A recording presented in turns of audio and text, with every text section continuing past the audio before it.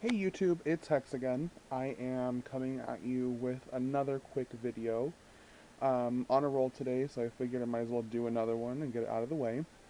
I talked a little bit in my last video about some black water that I'm making. So I wanted to go ahead and just explain a little bit about that. It's a hoodoo formula.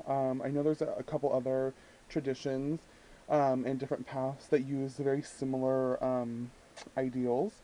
And basically, it's designed to absorb and block negativity.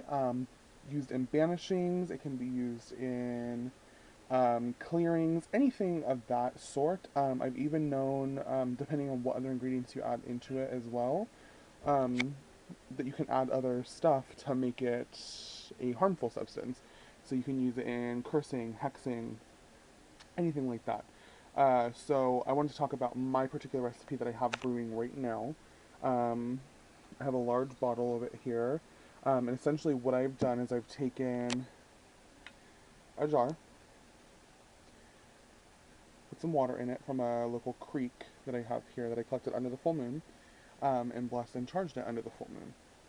And that empowered the water. I also put a little bit of salt in the water, just to help with the fact that I was using it for cleansing specifically, so that it's really pure.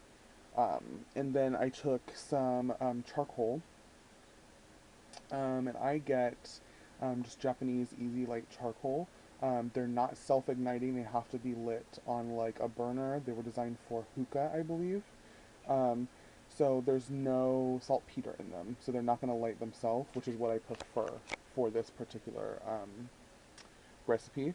And then I take a mortar and pestle and I grind it really, really fine into a powder. Like, the camera is probably not going to pick it up. There you go. You can see a little bit.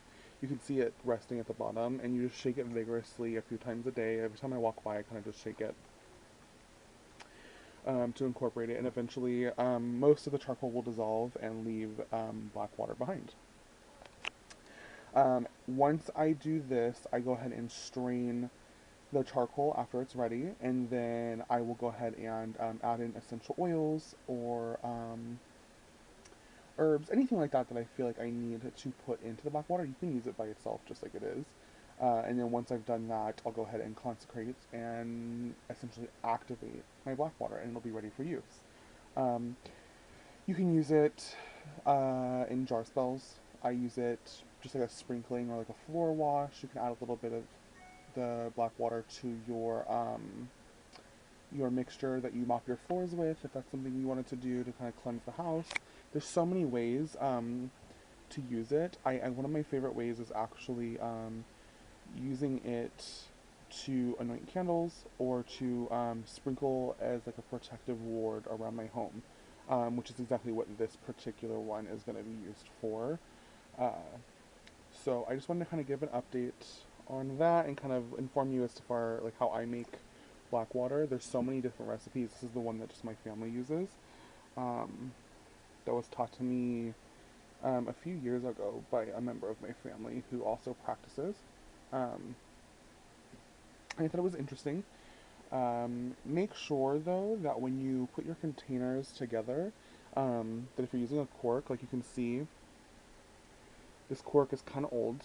It had been a bottle that I've had sitting around for a while. So it's starting to absorb a little bit of moisture. I might have to change my container and just use this one for making the actual water.